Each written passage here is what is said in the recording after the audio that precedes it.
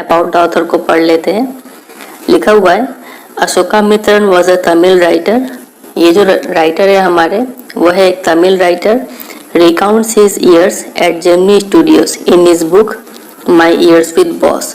तो ये जब वो जेमिनी स्टूडियोज में काम करते थे अशोका मित्रन, तो उन्होंने तब का अपना एक्सपीरियंस शेयर किया हुआ है अपने बुक में।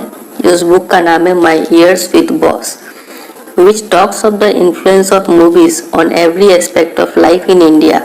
और इस बुक में ये भी बताया गया है कि मूवीज का क्या इन्फ्लुएंस होता है, मूवीज का क्या प्रभाव पड़ता है लोगों की जिंदगी पे। तो इस चीज पर बताया गया है उनके बुक में माई ईयर्स विद बॉस। तो यहाँ से आपको याद क्या रखना है कि वो जेमिनी स्टूडियोज में काम करते थे। अब आगे देखते हैं। The Gemini Studios located in Chennai was set up in 1940। तो ये भी काफ़ी इंपॉर्टेंट लाइन है, इसको आप ऑनलाइन कर लीजिए। और आपको याद भी रखना है कि जेमिनी स्टूडियोज कहाँ पे लोकेटेड था, चेन्नई में। और आपको पता होगा कि चेन्नई का ओल्ड नेम क्या था, मद्रास। ठीक है, तो ये आपको याद रखना है। और इस जेमिनी स्टूडियोज का सेटअप कब किया गया था, 1940 में। तो ये भी आपको याद रखना है। It was one of the most influential film producing organizations of India in the early days of Indian filmmaking। जब इंडिया में फिल्म बनना शुरुआती हुआ था उस समय ये जेमिनी स्टूडियो जो था एक काफ़ी powerful influential film producing organisation हुआ करता था। Its founder was S Vasan. तो ये भी बात आपको याद रखना है, इसको भी अंडरलाइन कीजिए कि जेमिनी स्टूडियोज के फाउंडर कौन थे, एस वासन। स्टोरी में उनको बॉस बोल के बुलाया गया है। तो जब भी स्टोरी में बॉस का जिक्र होगा तो आपको समझ जाना है कि वहाँ पे बॉस कौन है, एस वासन जी है। तो अभी तक दो बात आपको याद रखना है कि जेमिनी स्टूडियोज कहाँ पे लोकेटेड है, चेन्नई में। और वो सेटअप हुआ था 1940 में। ये काफ़ी इन्फ्लुएंशियल फिल्म प्रोड्यूसिंग ऑर्गेनाइजेशन था और इसके फाउंडर थे एस वासन, जिसको बॉस बोल के बुलाया गया है स्टोरी में। The duty of Ashoka Mitran in Gemini Studios was to cut out newspaper clippings on a wide variety of subjects and store them in files। तो आपको पता है अशोका मित्रन जी इस जेमिनी स्टूडियोज में काम करते थे और उनका काम क्या था, to cut out newspaper clippings on a wide variety of subjects. अखबार में से अलग अलग सब्जेक्ट के ऊपर से उनको एक आर्टिकल काट के निकालना होता था, क्लिपिंग्स, न्यूज़पेपर क्लिपिंग्स काट के निकालना होता था। And store in them in files, और उसको एक फाइल में स्टोर करके रखना था। यही उनका काम था जेमिनी स्टूडियोज में। Many of this had to be written out by hand, और कई सारे आर्टिकल्स तो उनको अपने हाथों से भी लिखना पड़ता था। Although he performed N insignificant function, he was the most well informed of all the members of the Gemini family। तो भले ही उनका काम काफी छोटा सा था, इनसिग्निफिकेंट काम था उनका, लेकिन जेमिनी फैमिली, जेमिनी स्टूडियो में जितने भी लोग थे सबसे ज्यादा इन्फॉर्म्ड लोगों में से यही थे। अशोका मित्रन जी काफी नॉलेज था इनके पास, क्योंकि ये न्यूज़पेपर पढ़ते थे और उससे आर्टिकल्स काटते थे, तो उनका इंफॉर्मेशन काफी बढ़िया था। The following is an excerpt from his book My Years with Boss। तो उनका जो ये बुक है My Years with Boss, उस बुक में से एक छोटा सा पार्ट निकाल के आज का स्टोरी है हमारा। तो उसी स्टोरी को हम लोग आज पढ़ने वाले हैं। ये स्टोरी छोटा सा पार्ट है इस बुक का, My Years with Boss। तो फिलहाल ये अबाउट द ऑथर में से आपको दो ही बात याद रखना है कि जेमिनी स्टूडियोज लोकेटेड है चेन्नई में, जिसका ओल्ड नाम था मद्रास। ये सेटअप किया गया था 1940 में और इसके फाउंडर थे एस वासन। और ऑथर का काम था to cut out newspaper clippings on a wide variety of subjects and store them in files. ये उनका काम था। तो आइए अब स्टोरी को शुरू करते हैं। लिखा हुआ है pancake was the brand name of the makeup material that Gemini studios bought in truckloads. तो पैनकेक जो वर्ड है, इस वर्ड का मतलब होता है कि वो एक ब्रांड नेम था, एक ब्रांड का नेम था ऑफ द मेकअप मटेरियल। एक मेकअप सामान हुआ करता था और उस मेकअप सामान का ब्रांड था pancake, that Gemini studios bought in truckload, और ये मेकअप का सामान जेमिनी स्टूडियोज बहुत भारी मात्रा में खरीदती थी। ट्रकलोड मतलब लार्ज अमाउंट, ठीक है। Greta Garbo must have used it, miss Gohar must have used it, Vyjayanthimala must also have used it, but Rati Agnihotri may not have even heard of it. तो यहाँ पर लेखक कुछ एक्ट्रेसेस का नाम लेते हैं। सबसे पहले एक्ट्रेस है ग्रीटा गार्बो। एग्जाम्पल देते हैं कि उन्होंने भी इस मेकअप सामान को यूज किया होगा, पैनकेक को यूज किया होगा। पैनकेक तो ब्रांड का नाम है, तो ये यूज किया होगा उन्होंने इस ब्रांड का सामान। Miss Gohar must have used it. तो ग्रीटा गार्बो जो है यहाँ नीचे फुट नोट में लिखा हुआ है, वो एक स्वीडिश एक्ट्रेस थी, ठीक है। मिस गोहार ने भी इसको यूज किया होगा। फिर Vyjayanthimala must also have used it. ये मिस गोहार और वैजयंती माला ये सब इंडियन एक्ट्रेस है, और जो ग्रीटा गार्बो है वो स्वीडिश एक्ट्रेस है। लेकिन रति अग्निहोत्री जो है उन्होंने इस ब्रांड का नाम हो सकता है सुना भी ना हो, क्योंकि वो फिल्म प्रोड्यूसिंग इंडस्ट्री में थोड़ी लेट आई थी रति अग्निहोत्री। उस जमाने में हो सकता है पैनकेक ना हो। The makeup department of the Gemini Studios was in the upstairs of a building that was believed to have been Robert Clive's stables. तो एक बिल्डिंग था, ठीक है। उस बिल्डिंग के अपस्टेयर में, ऊपर वाले फ्लोर में क्या था, मेकअप डिपार्टमेंट था, ठीक है। उस पूरे बिल्डिंग में तो क्या था, जेमिनी स्टूडियोज बना हुआ है, ठीक है। तो उस बिल्डिंग का सबसे ऊपर वाले में क्या था, मेकअप डिपार्टमेंट था।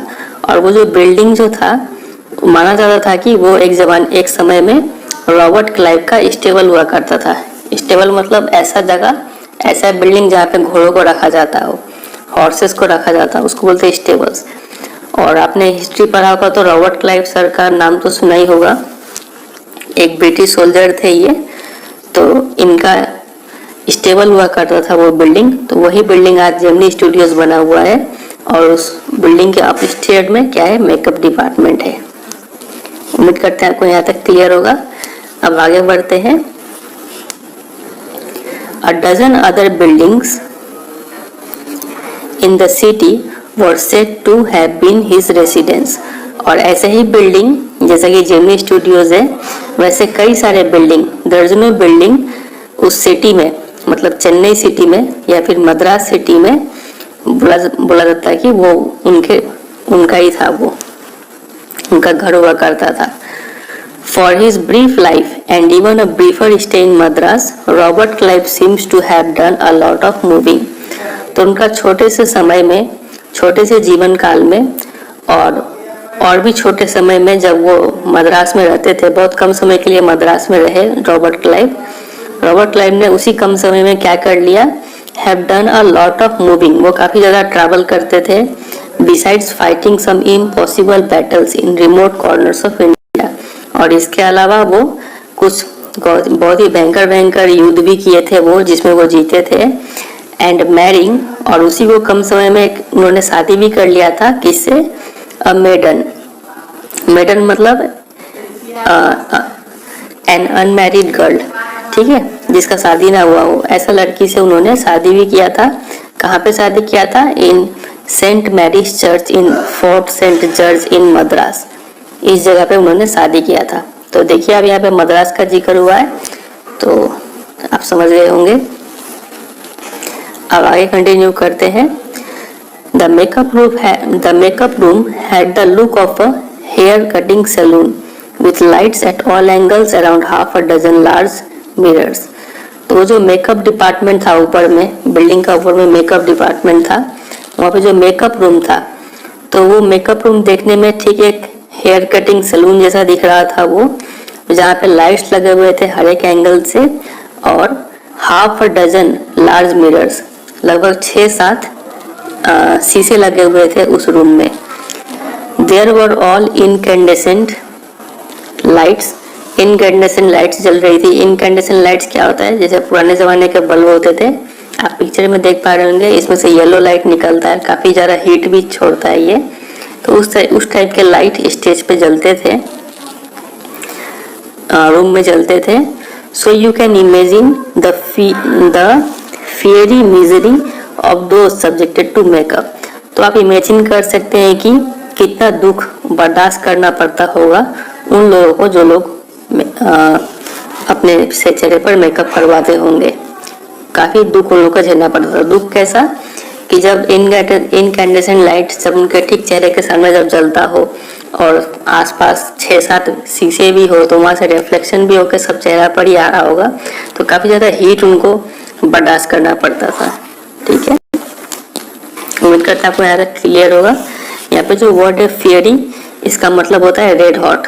काफी ज्यादा गर्मी उनको बर्दाश्त करना पड़ता था जो लोग मेकअप करवाते थे, एक्टर और actresses. The makeup department was first headed by a Bengali who became too big for a studio and left. तो वो जो मेकअप डिपार्टमेंट जो था उसका जो हेड था, वो हेड पहले एक बंगाली हुआ करता था जो बाद में जाके काफी ज्यादा फेमस हो गया। Who became too big for a studio, काफी ज्यादा फेमस हो गया और वो स्टूडियो छोड़ के दूसरे जगह चला गया ताकि वो और भी ज्यादा अपना लाइफ में तरक्की कर पाए। तो इसलिए उसने जेमिनी स्टूडियो छोड़ दिया, वो Bengali. He was succeeded by a Maharashtrian who was assisted by a Dharwad Kannadiga. तो उस बंगाली के जाने के बाद कौन आया? एक महाराष्ट्रियन आया, ठीक है, और उसका हेल्प करने के लिए कौन था? एक Dharwad Kannadiga and Andhra, a Madras Indian Christian and Anglo Burmese and the usual local Tamils. तो ये सब लोग मिलके उस महाराष्ट्रियन का हेल्प करते थे मेकअप डिपार्टमेंट में। ठीक है, उम्मीद करते हैं यहाँ तक क्लियर होगा। अब आगे देखते हैं। All this shows that there was a great deal of national integration long before All India Radio and Doordarshan began broadcasting programs on national integration. तो आप देख पा रहे हैं कि वो जो जेमिनी स्टूडियोज था और उसका जो मेकअप डिपार्टमेंट था, मेकअप डिपार्टमेंट में हर रीजन से लोग थे वहाँ पे। इंडिया के हर एक रीजन से वहाँ पे लोग मौजूद थे। जैसे कि एग्जांपल के लिए वहाँ पे एक बंगाली था पहले, फिर बंगाली छोड़ दिया तो कौन आया? महाराष्ट्रियन आया। फिर उसको हेल्प करने के लिए धारवाड़ कर्नाटका के लोग थे और आंध्रा के लोग थे, फिर मद्रास के लोग भी थे, क्रिश्चियन लोग थे, and Anglo Burmese and local Tamils, सभी प्रकार के सभी धर्म के लोग वहाँ पे प्रेजेंट थे। ठीक है, तो ये क्या दिखाता है? वहाँ पे काफी ज्यादा एक नेशनल इंटीग्रेशन हमें देखने को मिल रहा था, एक नेशनलिटी का फीलिंग आ रहा था वहाँ पे, एकता देखने को मिल रहा था। और ये जो कॉन्सेप्ट था कि हमारा देश एक है, यूनिटी है, यहाँ पर यूनिटी इन डाइवर्सिटी जिसको बोलते हैं, ये कॉन्सेप्ट यहाँ पर देखने को मिल रहा था। और बाद में यही कॉन्सेप्ट ऑल इंडिया रेडियो और दूरदर्शन के अलग अलग प्रोग्राम्स के जरिए ये बिलीफ को प्रमोट किया गया कि देश में नेशनल यूनिटी होना चाहिए। ठीक है, तो ये जो बिलीफ था नेशनल इंटीग्रेशन का, ये बिलीफ पहले से ही हमें जेमिनी स्टूडियोज के मेकअप डिपार्टमेंट में देखने को मिल रहा था। ठीक है, उम्मीद करते हैं आपको ये समझ में आया होगा ये लाइन। फिर आगे देखते हैं। This gang of nationally integrated makeup man could turn any decent looking person into a hideous crimson hued monster with the help of truckloads of pancake and a number of other locally made potions and lotions. तो ये line समझना होगा। ये जो लोग थे, ये gang of nationally integrated makeup man, मतलब ऊपर के जितने भी लोग थे, महाराष्ट्रियन और धारवाड़ कर्नाटका आंध्रा, ये सब लोगों को बोला जा रहा है gang of nationally integrated makeup man. ये लोग नेशनलिटी का फीलिंग से एक साथ जुड़े हुए थे। ये जो लोगों का ग्रुप था, ये ग्रुप क्या कर सकता था? could turn any decent looking person, कोई भी एक अच्छा देखने वाला इंसान को बदल सकता था into a hideous crimson hued monster। hideous का मतलब क्या होता है? अगली, और hued का मतलब होता है बिकम कलर्ड, और monster का मतलब होता है राक्षस। ठीक है, तो एक काफी अगली दिखने वाला रेड कलर का मॉन्स्टर के रूप में उसको कन्वर्ट कर देता था। इतना मेकअप लगाता था उसके चेहरे पर, मतलब किसी भी अच्छे दिखने वाले व्यक्ति को मेकअप लगा के उसको एक राक्षस जैसा बना देता था। With the help of truck loads of pancake, बहुत ज्यादा मेकअप यूज करते थे। पैनकेक आपको पता है ब्रांड नेम है मेकअप का। And a number of other locally made potions and lotions. Potions का मतलब होता है एनी लिक्विड मिक्सचर, और भी कई तरह के लिक्विड मिक्सचर और लोशंस को मिला उला के लगाते थे और एक अच्छा दिखने वाला इंसान, एक डिसेंट लुकिंग पर्सन को कन्वर्ट कर देते थे इनटू अ मॉन्स्टर। ठीक है, दिखने में मॉन्स्टर जैसा लगने लगते थे। Those were the days of mainly indoor shooting and only 5% of the film was shoot outdoors।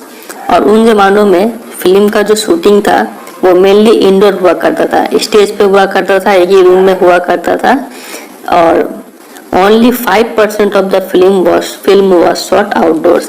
सिर्फ 100 में से सिर्फ 5 फिल्में ही ऐसे होते थे जो आउटडोर में शूट हुआ होता था। I suppose the sets and studio lights needed the girls and boys to be made to look ugly in order to look presentable in the movie।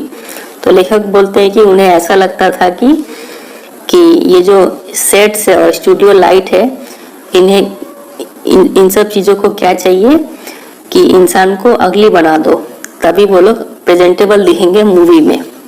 ठीक है, लेखक को ऐसा लगता था कि अगर इंसान को अच्छा दिखना है मूवी में तो उनको पहले अगली बनाओ तब वो अच्छा दिखेंगे, मतलब उनको पहले मेकअप लगाओ तब वो अच्छा दिखेंगे मूवी में। A strict hierarchy was maintained in the makeup department। तो जो मेकअप डिपार्टमेंट था उसमें एक हायरार्की था। हायरार्की क्या होता है? एक सिस्टम होता है जिसमें मेंबर्स को रैंक किया जाता है कि सबसे टॉप में वो मेंबर है, उसके नीचे वो, उसके नीचे वो, उसके नीचे वो, ऐसे सिस्टम को बोलते हैं हायरार्की। तो यहाँ पे भी ये सिस्टम देखने को मिल रहा था। सबसे पहले इस सिस्टम में कौन था? The chief makeup man. सबसे टॉप में ये हुआ करता था, made the chief actor and actresses अगली। तो चीफ मेकअप मैन जो था वो जो मेन एक्टर और एक्ट्रेसेस है उनका मेकअप करता था। और उस चीफ मेकअप मैन के नीचे कौन आता था? His senior assistant. ठीक है, तो सीनियर असिस्टेंट किसको मेकअप करता था? The second hero and heroine, उसको मेकअप करता था। यहाँ पर लिखा गया है कि the chief makeup man made the chief actor and actresses अगली। यहाँ पे अगली का मतलब मेकअप करता था। ठीक है, चीफ मेकअप मैन का बात आता था सीनियर असिस्टेंट, वो सेकंड हीरो हीरोइन को मेकअप करता था। और सेकंड सीनियर असिस्टेंट का बात आता था आपका जूनियर असिस्टेंट, वो मेन कॉमेडियन को मेकअप करता था एंड सो फोर्थ। ऐसे करके और भी नीचे के लोग थे जो बाकी अनइम्पोर्टेंट लोगों को मेकअप करते थे। ठीक है, तो उम्मीद करते हैं आपको हायरार्की समझ में आया होगा। यहाँ पर the players who played the crowd were the responsibility of the office boy. और कभी कभी क्राउड का भी शूट करना पड़ता था, एक ग्रुप का शूटिंग करना पड़ता था मूवी में, तो ग्रुप का मेकअप करने का जिम्मेदारी किसका था? एक ऑफिस बॉय का था। और यहाँ पे ब्रैकेट में लिखा गया है कि even the makeup department of the Gemini studios had an office boy. तो आप खुद ही सोचिए कि एक मेकअप डिपार्टमेंट में भी एक अपना खुद का ऑफिस बॉय था। तो इसी से आप आइडिया लगा लीजिए कि जेमिनी स्टूडियोज कितना बड़ा था। ठीक है, ये लेखक बोलना चाह रहे हैं यहाँ पर। तो मेकअप ऑफिस बॉय का काम क्या था कि क्राउड का मेकअप करने का काम था ऑफिस बॉय का। On the days when there was a crowd shooting you could see him mixing his paint in a giant vessel and slapping it on the crowd players. तो जिस दिन जब क्राउड शूटिंग होना था, जब group का shooting लेना था, उस दिन क्या करता था आप देख पाएंगे कि वो ऑफिस बॉय क्या करता था, एक बड़े से वेसल में अपना जो मेकअप था उसका सामान का पेंट बनाता था and slap it on the crowd players. और जितने भी जो क्राउड के जो लोग हैं उनके सबके चेहरे पर मेकअप का थपेड़ा मारता था, स्लैप करता था। ठीक है, मतलब मेकअप लगा देता था। The idea was to close every pore on the surface of the face in the process of applying makeup. Idea क्या था कि चेहरे पर एक भी हल्का सा दाग धब्बा नहीं होना चाहिए, सब पोर्स को, सब छेद को बंद कर देना है चेहरे का। He wasn't exactly a boy। नाम तो उसका ऑफिस बॉय था लेकिन वो बॉय नहीं था। He was in his early 40s। वो लगभग 40, 41, 42 years का इंसान था वो। Having entered the studios years ago in the hope of becoming a star actor or a top screenwriter, director और लिरिक्स राइटर। वो कई साल पहले स्टूडियो ज्वाइन किया था, इस उम्मीद में ज्वाइन किया था कि वो एक दिन आगे चल के क्या बनेगा, एक बहुत बड़ा एक्टर बनेगा, या फिर टॉप स्क्रीन राइटर बनेगा, या फिर कभी चल के डायरेक्टर बनेगा, या फिर लिरिक्स राइटर बनेगा। इन सब सपनों को लेके वो जेमिनी स्टूडियोज को ज्वाइन किया था। कौन ज्वाइन किया था? ऑफिस बॉय ज्वाइन किया था। He was bit of a poet, और उसमें उसको पोएट्री भी आती थी उस ऑफिस बॉय को। तो ऑफिस बॉय का मेन काम क्या था? टू मेकअप द क्राउड, ठीक है, और उसको पोएट्री भी आता था। और उसका सपना क्या था ऑफिस बॉय का? To become a star actor, या फिर टॉप स्क्रीन राइटर, या फिर डायरेक्टर, या फिर लिरिक्स राइटर। ये सब उसका सपना था। ये सब उम्मीद लेके वो ज्वाइन किया था जेमिनी स्टूडियोज को। अब आगे देखते हैं। In those days I worked in a cubicle, two whole sides of which were French windows. तो उन दिनों में लेखक जो थे, लेखक का नाम क्या है? अशोका मित्रन, ठीक है। वो एक क्यूबिकल में काम करते थे। क्यूबिकल क्या होता है? एक ही रूम में अगर आप केबिन जैसा बनाते हैं घेरा उड़ा करके, तो वो आपका एक क्यूबिकल कहलाएगा, ठीक है। तो एक छोटे से क्यूबिकल में वो काम करते, एक रूम का छोटा सा पार्ट में काम करते थे।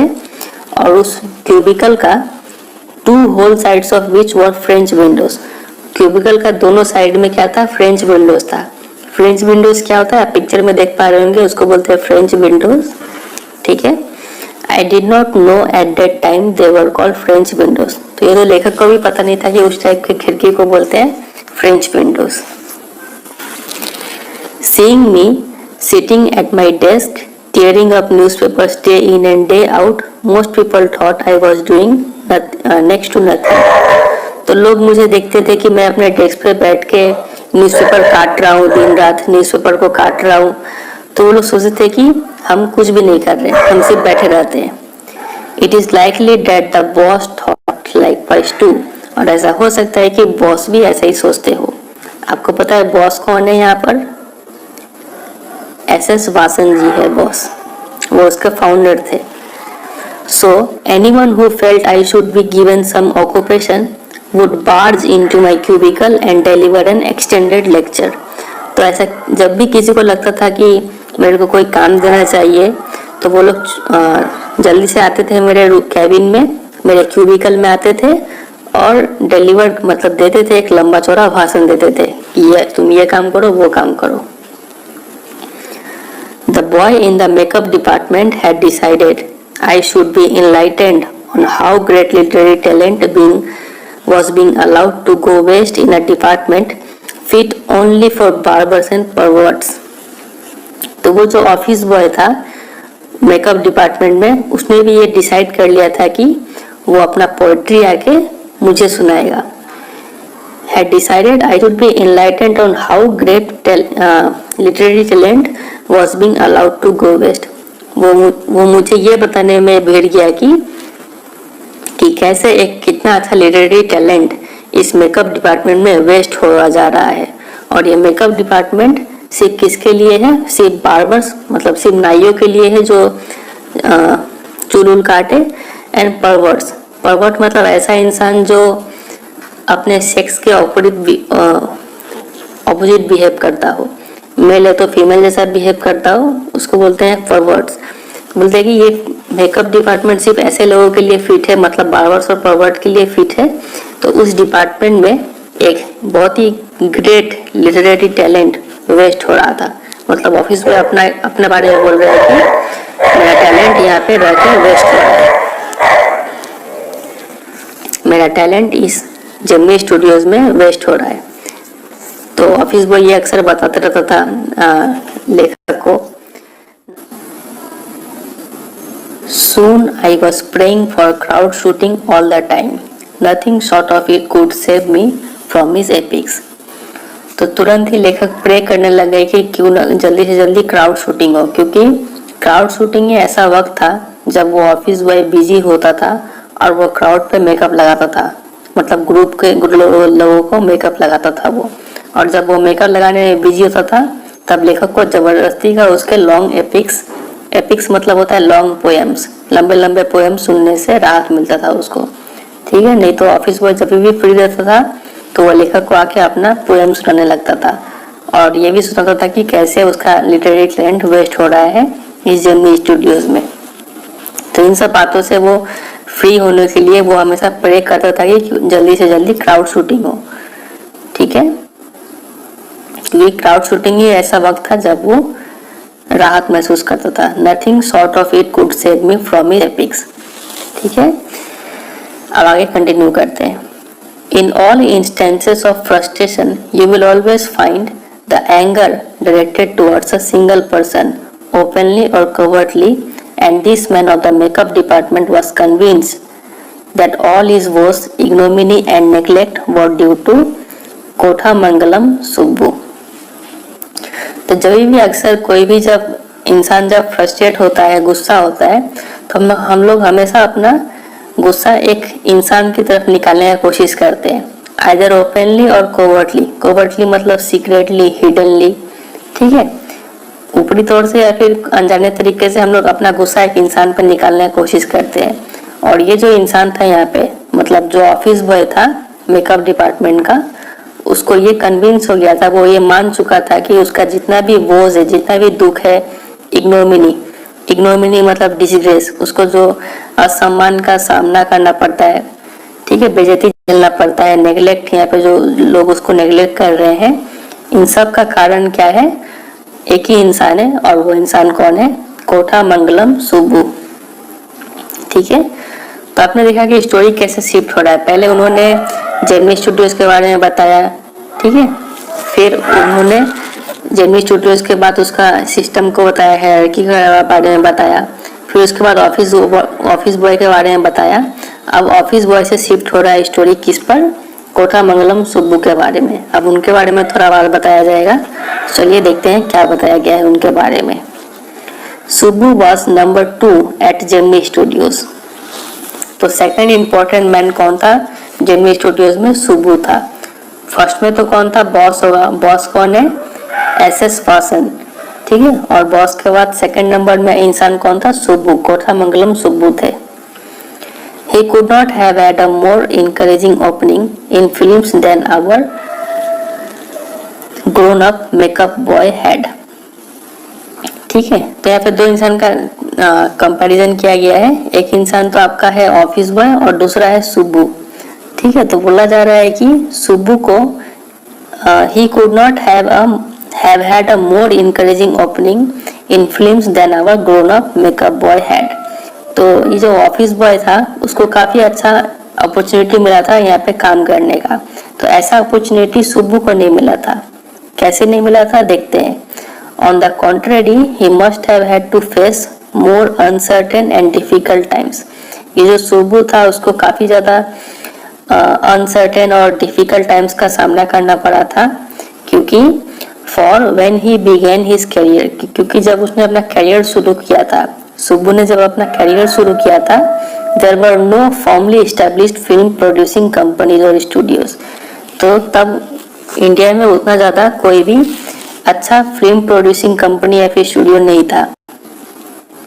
And even in the matter of education, और जहाँ तक पढ़ाई लिखाई का भी सवाल है, स्पेशली फॉर्मल एजुकेशन, मतलब जो ऑफिशियली स्कूल से जो लोग पढ़ते हैं उस पढ़ाई लिखाई का सवाल है, Subbu could not have had an appreciable lead over our boy.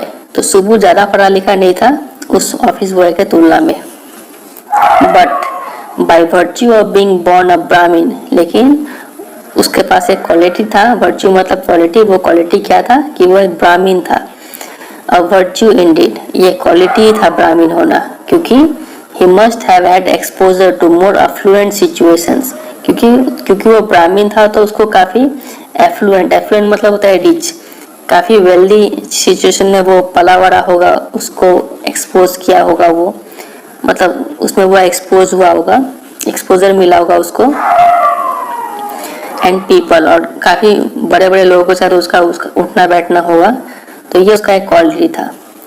He had the ability to look cheerful at all times even after having had a hand in a flop film. तो भले ही उसका फिल्म कोई flop हो जाए लेकिन फिर भी वो काफी चेयरफुल दिखता था, काफी खुश रहता था वो। He always had work for somebody, और उसके पास हमेशा सबके लिए कुछ ना कुछ काम होता था। He could never do things on his own, क्योंकि वो खुद से अपना काम नहीं करता था। But his sense of loyalty made him identify himself with his principal completely, लेकिन वो इतना वफादार था अपने प्रिंसिपल के प्रति। प्रिंसिपल मतलब यहाँ पे प्रिंसिपल का मतलब होता है मालिक, ठीक है, जो मेन पर्सन होता है। वो इतना ज़्यादा लॉयल था, वफादार था जेमिनी स्टूडियोज के लिए, जेमिनी स्टूडियोज के तरफ की made him identify himself with the principal completely, कि प्रिंसिपल उसको काफ़ी ज़्यादा अच्छे से विश्वास करते थे। मतलब एसएस वासन का बात किया जा रहा है। And turn his entire creativity to his principal's advantage, और अपना जितना भी क्रिएटिविटी था, सुब्बू के अंदर जितना भी क्रिएटिविटी था वो सारा क्रिएटिविटी वो अपने मालिक के लिए प्रस्तुत करते थे। मतलब पूरा पूरी समर्पित थे वो जेमिनी स्टूडियोज की तरफ। He was tailor made for films, tailor made मतलब परफेक्टली सुटेबल, वो काफ़ी ज़्यादा सुटेबल थे फिल्म्स के लिए ही। सुब्बू ऐसा लग रहा था कि वो फिल्म के लिए ही बने हैं। Here was a man who could be inspired when commanded, तो कोई भी काम पड़ता हो तो लोग इन्हीं को ढूंढते थे। फॉर एग्जाम्पल मान लीजिए कि कोई ऐसा सिचुएशन हुआ कि फॉर एग्जाम्पल यहाँ पे इन्वर्टेड कॉमा में लिखा हुआ है कि मान लीजिए the rat fights the tigress under water, कि मान लीजिए एक चूहा एक शेरनी के साथ पानी में लड़ाई करता है एंड किल्स हर, और मान लीजिए वो चूहा उस शेरनी को मार भी देता है पानी में। But takes pity on the cubs, लेकिन उस चूहे को उस टाइग्रेस के बच्चे पर दया जाता है। एंड टेंड्स देम लविंगली, और वो चूहा जो था वो कब्स को अपना प्यार जताता है। I don't know how to do the scene, the producer would say, तो प्रोड्यूसर बोलता है कि मुझे पता नहीं ये सीन कैसे करें हम, ठीक है। And Subbu would come out with 4 ways of the rat pouring affection on it's victim of spring, तो तब सुब्बू आता था और वो 4 तरीके बताता था जिससे वो रैट अपना प्यार दिखा सकता है उस शेरनी के ऑफ स्प्रिंग मतलब बच्चे पर, ठीक है। तो सुब्बू के पास ये क्वालिटी था कि कितना भी डिफिकल्ट सिचुएशन हो उसके पास हमेशा कोई ना कोई तरीका होता था उसे डील करने का। Good, but I am not sure it is effective enough, the producer would से। फिर प्रोड्यूसर क्या बोलता था, मान लीजिए वो 4 तरीका बताया सुब्बू प्रोड्यूसर को, तो मान लीजिए वो प्रोड्यूसर को वो तरीका पसंद में नहीं आया। वो बोलता था कि गुड ठीक है लेकिन मुझे नहीं लगता ये उतना इफेक्टिव होगा, प्रोड्यूसर ऐसा बोला करता था। और तब in a minute Subbu would come out with 14 more alternatives, 1 minute के अंदर सुब्बू क्या करता था और भी 14 अलग अलग तरीके बताता था कि आप ऐसे कर लीजिए, ऐसे कर लीजिए तो अच्छा होगा। तो इतना क्रिएटिविटी था सुब्बू के अंदर। Film making must have been and was so easy with a man like Subbu around, and if ever there was a man who gave direction and definition to Gemini Studio during its golden year, it was Subbu. तो जब सुब्बू आसपास हो तो film making कितना आसान हुआ करता था, ठीक है, बहुत आसान हो जाता था कोई भी काम जब सुब्बू आसपास हो। और अगर कोई एक इंसान था जिसने डायरेक्शन और डेफिनेशन दिया हो जेमिनी स्टूडियो को उसके गोल्डन ईयर्स, मतलब जब उसके अच्छे समय में जब जेमिनी स्टूडियो जब फल फूल रहा था, तब उसके पीछे किसका हाथ था, सुब्बू का ही हाथ था। तो काफी इंपॉर्टेंट पर्सन है सुब्बू, उसे इनको नंबर 2 भी बोला गया है जेमिनी स्टूडियोज में। एसएस वासन के बाद यही आते हैं Subbu. Subbu had a separate identity as a poet, and though he was certainly capable of more complex and higher forms, he deliberately chose to address his poetry to the masses. तो सुब्बू का एक identity था एक poet के रूप में, मतलब सुब्बू एक पोएट भी थे। And though he was certainly capable of more complex and higher forms, और उनका कैपेसिटी था कि वो भी काफ़ी कॉम्प्लेक्स और हायर अच्छे अच्छे पोएम्स को लिख सकते हैं, लेकिन फिर भी उन्होंने डेलिबरेटली मतलब जानबूझ के ऐसे पोएम्स लिखे जो मासेस मतलब जो लोगों को समझ में आ जाए, ऑर्डिनरी पोएम्स वो लिखते चले गए, ठीक है। वो यहाँ पे लिखा गया है कि he deliberately chose to address his poetry to the masses। जानबूझ के वो ऐसे पोएम लिखते गए जो ऑर्डिनरी कॉमन पीपल को समझ में आने लगे। तो वो काफी अच्छे पोएट भी थे, फिल्म में अच्छे भी काम करते थे और साथ साथ पोएट्री भी काफी अच्छा करते थे वो। His success in films overshadowed and dwarfed his literary achievement। लेकिन वो फिल्म में इतने ज्यादा सक्सेस थे कि उनसे उनका लिटरेरी अचीवमेंट जो था वो ढक चुका था। और so his critics felt, और उनके जो आलोचक थे उनका भी यही मानना था कि ये पोएट्री तो अच्छा करते हैं लेकिन फिल्म में वो और भी अच्छा करते हैं। तो फिल्म का सक्सेस उनका पोएट्री का सक्सेस को ढक दे रहा था। He composed several truly original story poems in folk refrain and diction, and also wrote a sprawling novel, Thilana Mohanambal। ठीक है, तो वो उन्होंने काफी he composed several truly original story poems। तो काफी अपने शब्दों में उन्होंने स्टोरी पोएम्स लिखा था, कॉमन भाषा में, और डिक्शन मतलब स्टाइल ऑफ राइटिंग होता है। ठीक है, तो और रिफरेंट का मतलब होता है a short part of a poem और सॉन्ग रिपीटेड। ठीक है, तो उन्होंने एक गाने के रूप में लिखा था स्टोरी पोएम को, काफी अच्छे से लिखा था। और and also wrote a sprawling मतलब काफी बड़ा डिटेल में लिखा था एक नोवेल। उस नोवेल का नाम था Thillana Mohanambal with dozens of very deftly etched characters. और इस नोवेल में दर्जनों very deftly etched character, deftly means effortlessly, और एज्ड का मतलब होता है आपका डिस्क्राइब्ड। काफी अच्छे से उन्होंने डिस्क्राइब किया गया था दर्जनों कैरेक्टर्स को इस नोवेल में। तो उनका पोएटिक स्किल्स बताया जा रहा है यहाँ पर। He quite successfully recreated the mood and manner of the devadasis in the early 20th century। और उन्होंने जो देवदासीज जो लोग थे, देवदासीज कौन होता है? साउथ इंडिया में पहले एक लड़की हुआ करती थी जो अपना पूरा जीवन एक भगवान के वर्शिप में डेडिकेट कर देती थी। तो उस टाइप के लड़की को देवदासीज बोलते थे उस जमाने में। ये लेकिन ये अभी बैन हो चुका है। ठीक है, 1988 से ये बंद हो गया है देवदासीज का सिस्टम, पहले हुआ करता था लेकिन। और ये स्टोरी आपको पता है 1950-60s का टाइम का बताया जा रहा है। तो उन्होंने अपने राइटिंग्स में इस देवदासीज का काफी अच्छा से पोर्ट्रे किया। ठीक है, he was an amazing actor, और इसके साथ साथ वो काफी अच्छे एक्टर भी थे। He never aspired to the lead roles. वो कभी भी ऐसा नहीं चाहते थे कि उन्हें मेन रोल मिले, एक एक्टर का रोल मिले। But whatever subsidiary role he played in any part of the films he performed better than the supposed main players. लेकिन कोई भी उन्हें छोटा मोटा रोल जब मिल जाता था तो वो मेन प्लेयर से भी अच्छा रोल प्ले करते थे, मेन एक्टर से भी अच्छा रोल प्ले करते थे। ठीक है, तो ये दिखाता है कि वो काफी अच्छे एक्टर भी थे। He had a genuine love for anyone he came across।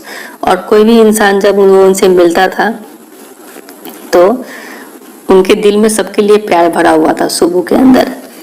And his house was a permanent residence for dozens of near and far relations and acquaintances। और उनका घर जो था वो परमानेंट रेसिडेंस हो गया था उनके सारे रिलेटिव्स के लिए और एक्वेंटेंस परिचित लोगों के लिए। मतलब कोई भी लोग आके उनके घर में आराम से रह लेते थे। It seemed against Subbu's nature to be even conscious that he was feeding and supporting so many of them। और ये सुबू के नेचर ऐसा था ही नहीं कि वो एक बार के लिए भी ये सोचे कि वो इतने सारे लोगों को खाना खिला रहे हैं फ्री में। ये वैसा वो कभी नहीं सोचते थे Subbu. Such a charitable and improvident man, and yet he had enemies। तो ऐसा बड़े दिल वाला और इम्प्रोविडेंट मतलब ऐसा इंसान जो कंजूस ना हो, मतलब जो फ्रीली स्पेंड करे। ठीक है, उसको बोलते हैं इम्प्रोविडेंट मैन। तो ऐसा इंसान जो दानी हो, इतना बड़ा दिल हो उसका, और इस इंसान का भी एनिमीज हो, ये काफी शॉकिंग है। Was it because he seemed so close and intimate with the boss? क्या इसका कारण ये था कि उसका एनिमीज था? एनिमीज होने का कारण ये था कि वो बॉस के ज्यादा करीब थे क्या, इसलिए उसके ज्यादा एनिमीज थे? मतलब यहाँ पे ऑफिस बॉय का एग्जाम्पल बोला जा रहा है कि ऑफिस बॉय को उससे दुश्मनी था, तो ऐसा इंसान का दुश्मनी इससे हो तो ये हजम नहीं होता है। ठीक है, तो ये दुश्मनी होने का कारण क्या ये था कि वो सुबु जो था वो बॉस के इतना करीब थे इसलिए दुश्मनी था, और was it his general demeanour that resembled a sycophant, या फिर उनका बिहेवियर ही ऐसा था। डिमीनियर का मतलब बिहेवियर, उनका बिहेवियर ही ऐसा था कि वो एक चापलूस की तरह दिखते थे। ठीक है, साइकोफेंट का मतलब होता है जो इंसान जो दूसरे का तारीफ करे, पावरफुल लोगों का तारीफ करे, ठीक है, एक फेवर के लिए। तो उनका बिहेवियर ही ऐसा था कि ऐसा लगता था कि वो एक चापलूसी कर रहे हैं। ऐसा तो नहीं था कि इसी कारण से उनको कोई हेट करता था, ये रीजन था क्या? और हिज रेडीनेस टू से नाइस थिंग्स अबाउट एवरीथिंग, या फिर उनसे दुश्मनी का कारण ये भी हो सकता है कि वो हर चीज के लिए कुछ अच्छा बोलते थे, क्या ये रीजन था? In any case there was this man in the makeup department who would wish the direct things for Subbu. तो रीजन कोई भी हो, ऑफिस मेकअप डिपार्टमेंट में ये इंसान था, मतलब जो ऑफिस बॉय था वो विश कर रहा था कि सबसे बुरा थिंग हो जाए सुब्बू के साथ। डायरेक्ट मतलब वेरी बैड थिंग्स, सबसे बुरा घटना घट जाए सुब्बू के साथ, ये विश करता था कौन? Office boy. रीजन भले ही जो भी हो। ठीक है, उम्मीद करते हैं आपको यहाँ तक क्लियर होगा। अब आगे कंटिन्यू करते हैं। You saw Subbu always with the boss, but in the attendance role, he was grouped under a department called the Story Department, comprising a lawyer and an assembly of writers and poets. तो भले ही सुब्बू हमेशा boss के साथ दिखते हो, लेकिन officially मतलब attendance role में, मतलब ऑफिशियली वो किस डिपार्टमेंट में आते थे? He was group under a department called story department. वो स्टोरी डिपार्टमेंट में आते थे, और उस स्टोरी डिपार्टमेंट में कौन कौन था? एक लॉयर था, N assembly of writers and poets, कुछ लेखक थे और पोएट्स थे, और सुब्बू थे। ठीक है, तो स्टोरी डिपार्टमेंट में ये लोग थे, तो सुब्बू इसी के अंडर आते थे। The lawyer was also officially known as a legal adviser. ठीक है, अब देखिए फिर अब स्टोरी शिफ्ट हो रहा है। अभी बीच में हमने सुब्बू के बारे में पढ़ा, अब सुब्बू से स्टोरी शिफ्ट हो रहा है किसके ऊपर? लॉयर के ऊपर। अब हमें लॉयर के बारे में बताया जाएगा। ठीक है, तो लॉयर को ऑफिशियली हम लोग क्या बोलते हैं? लीगल एडवाइजर भी बोलते हैं, but everybody refer to him as the opposite. लेकिन यहाँ पर सब कोई इनको उसके विपरीत बोलता था, लीगल एडवाइजर नहीं, इसको इलीगल एडवाइजर बोलता था। ठीक है, अब कैसे इलीगल बोलता था अब देखते हैं उस लॉयर को। An extremely talented actress who was also extremely temperamental once blew over on the set. तो यहाँ पर एक इंसिडेंट शेयर किया जा रहा है कि एक बार क्या हुआ कि एक बहुत ही टैलेंटेड एक्ट्रेस थी, और वो काफ़ी टेम्परामेंटल भी थी, मतलब काफ़ी मूडी थी, बार बार पर वो उनका दिमाग गर्म हो जाता था। तो वो एक बार क्या हुआ, वो सेट्स पर काफ़ी गुस्सा हो गई। ठीक है, While everyone stood stunned, और सबको उसका गुस्सा देख के सब चौंक गए थे। तो तब क्या हुआ, ये जो लॉयर थे, lawyer quietly switched on the recording equipment, वो चुपके से जाके रिकॉर्डिंग चालू कर देते हैं, और जो एक्ट्रेस थी वो जितना भी बुरे बुरे शब्द बोल रही थी वो सब कैमरे में रिकॉर्ड हो रहा था। And when the actress paused for breath, और जब वो एक्ट्रेस थोड़ी देर के लिए रुकी ताकि वो सांस ले, The lawyer said to her, तो लॉयर जाके उनसे बोलते हैं कि 1 minute please, देखिए 1 मिनट रुकिए आप, and played back the recording, और वो जो रिकॉर्डिंग किए थे उसको प्ले कर देते हैं। There was nothing incriminating or unmentionably foul about the actress's tirade against the producer. तो एक्ट्रेस जो थी जितने भी अपशब्द बोली थी प्रोड्यूसर के खिलाफ, उसमें ऐसा नहीं था कि वो बहुत ही बुरे बुरे शब्द इस्तेमाल की हो। इनक्रिमिनेटिंग मतलब किसी पे आरोप लगाना कोई क्राइम के लिए, या फिर अनमेंशनेबली फाउल, कोई बुरा शब्द इस्तेमाल नहीं की थी वो एक्ट्रेसेस, लेकिन फिर भी but when she heard her voice again through the sound equipment she was struck dumb. लेकिन जब उस एक्ट्रेस ने अपना वॉइस को फिर से सुना उस रिकॉर्डिंग में, तो वो स्ट्रक डम, वो काफी आश्चर्यचकित हो गई। ठीक है, चुपचाप खड़ी हो गई वो, सदमा से शॉक्ड हो गई वो। A girl from the country side, वो एक एक्ट्रेस थी। वो एक्ट्रेस वो आई कहाँ से थी? एक रूरल एरिया से आई थी, ठीक है, एक गांव से आई थी वो actress. She had not gone through all the stages of worldly experience that generally precede a position of importance and sophistication that she found herself catapulted into. तो जनरली उनको एक एक्सपीरियंस नहीं था कि कैसे यहाँ पर लोग काम करते हैं और इतने बड़े पोजीशन में होने से क्या क्या चीज़ों का सामना करना पड़ता है। तो इन सब चीज़ों से वो पहले अवगत नहीं थी वो, ठीक है, वो एक्ट्रेस, क्योंकि वो एक कंट्री साइड रूरल एरिया से आई हुई थी। She never quite recovered from the terror she felt that day. और उस दिन जो उनके दिल में एक डर बैठ गया, ठीक है, जब उन्होंने अपना रिकॉर्डिंग सुना उनको काफ़ी सदमा सा लग गया और उनके मन में डर बैठ गया, ठीक है। That was the end of a brief and brilliant acting career. The legal advisor, who was also a member of the story department, had unwittingly brought about that sad end. तो इसी तरीके से उस एक्ट्रेस का जो पूरा career था वो खत्म हो गया, ठीक है, उन्होंने एक्टिंग करना छोड़ दिया। तो इस तरीके से वो जो लीगल एडवाइजर था, मतलब यहाँ पे लॉयर को क्या बोला गया था आपने देखा था, the lawyer was also officially known as legal adviser, ठीक है। वो जो लीगल एडवाइजर था वो उन्होंने स्टोरी डिपार्टमेंट जो लीगल एडवाइजर था had unwittingly brought about that sad end. Unwittingly मतलब अननोइंगली, अनजाने में ही उन्होंने एक एक्ट्रेस का लाइफ का एंड कर दिया था, ठीक है। तो यहाँ पे जो बोला गया था, क्या बोला गया था कि officially also known as legal adviser but everybody refer to him as the opposite. सबको उनको ऑपोजिट बोलता था, मतलब वो एक इलीगल एडवाइजर। तो उनको इसीलिए बोलता था कि देखो उन्होंने क्या किया कि उन्होंने इलीगली रिकॉर्डिंग चालू कर दिया और एक अनजाने में ही, लेकिन उन्होंने इलीगली तरीके से एक घटना को अंजाम दे दिया, ठीक है। तो इसलिए उनको लीगल एडवाइजर ना बोल के सबको इलीगल एडवाइजर बोलना करता था। While every other member of the department wore a uniform, a kind of uniform, khadi dhoti with a slightly oversized, clumsily tailored white khadi shirt, the legal advisor wore pants and a tie. तो जो story department था, उस story department में सबको का एक uniform था और ये यूनिफॉर्म क्या था? खादी धोती पहनना, खादी के कपड़े का धोती पहनना, with a slightly oversize and clumsily tailored white khadi shirt. और क्लम्सली मतलब केयरलेसली, थोड़ा ढीला ढाला और काफ़ी बड़े साइज का शर्ट पहनते थे सब कोई धोती के ऊपर। लेकिन वो जो लीगल एडवाइजर था वो पैंट्स एंड अ टाई, वो पैंट पहनता था, टाई पहनता था, and sometimes a coat that looked like a coat of mail. और कभी कभी तो एक कोट भी पहनता था और वो कोट दिखता कैसा था? कोट ऑफ मेल की तरह। कोट ऑफ मेल क्या होता है? पिक्चर में देख पा रहे होंगे, मेटल कैडिंग जैसा वो दिखने में होता है।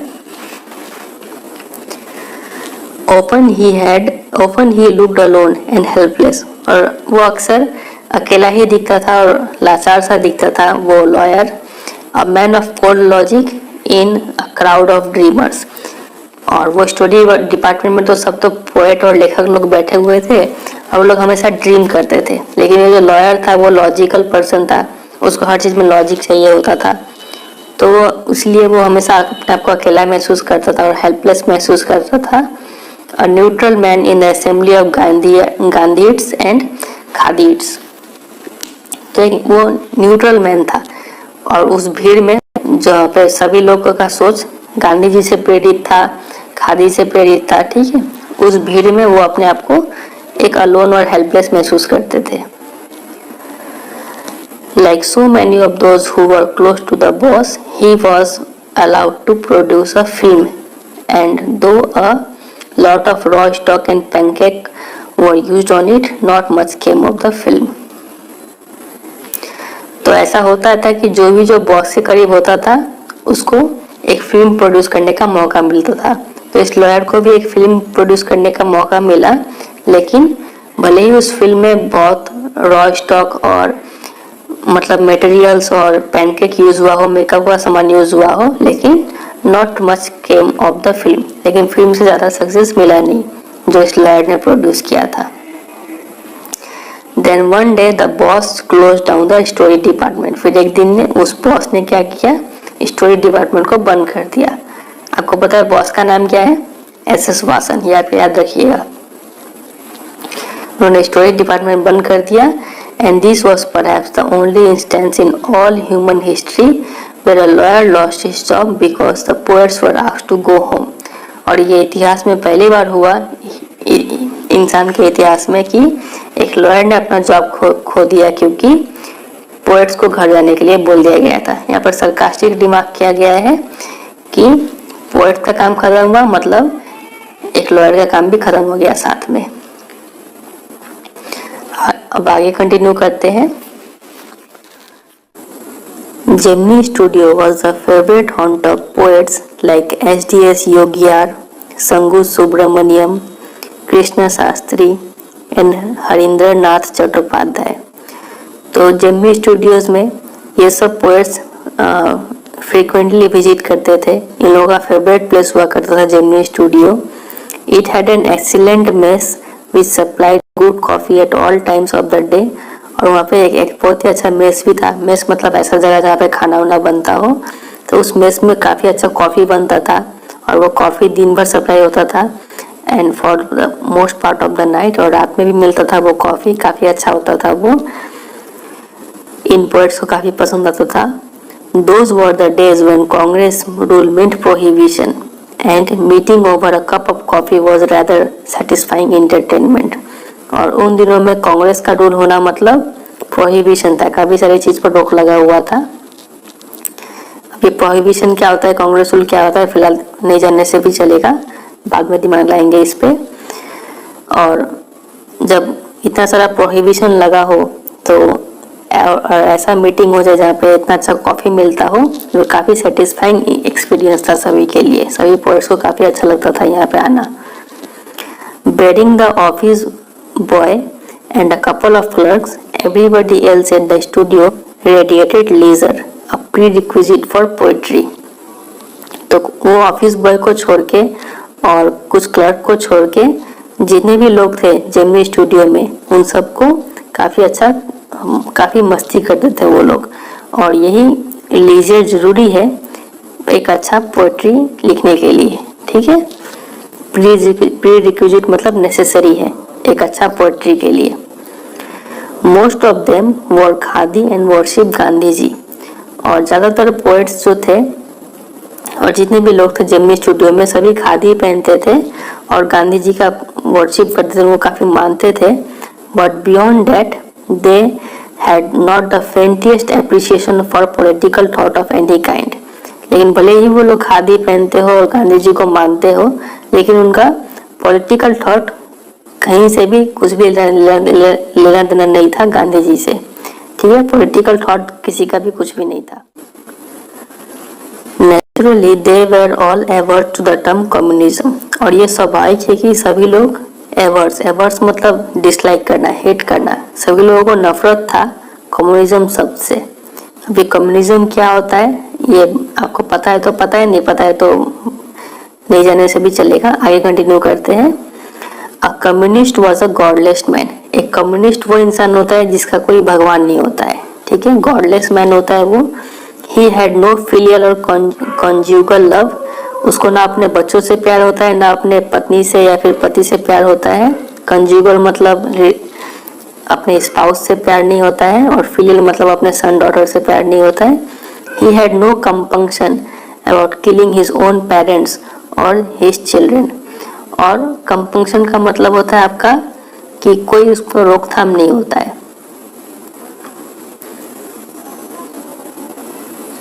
ठीक है।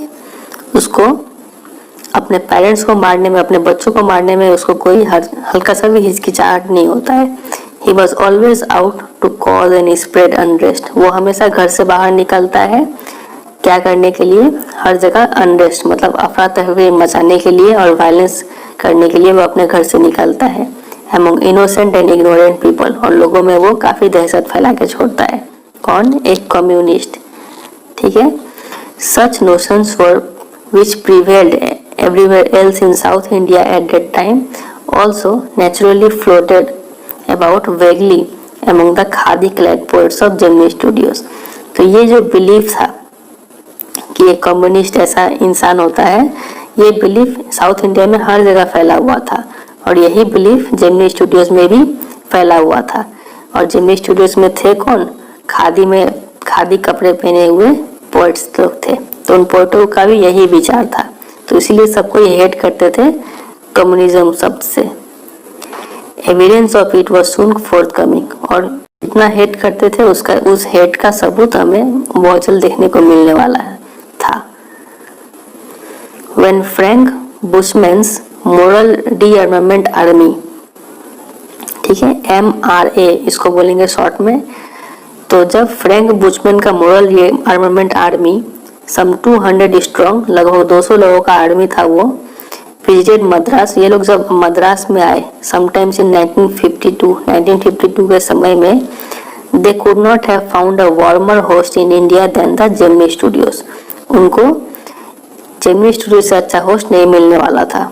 होस्ट मतलब वो इंसान जो किसी को रिसीव करे, ठीक है। तो जेमिनी स्टूडियोज के पास वो लोग आके रुके। कौन आके रुके?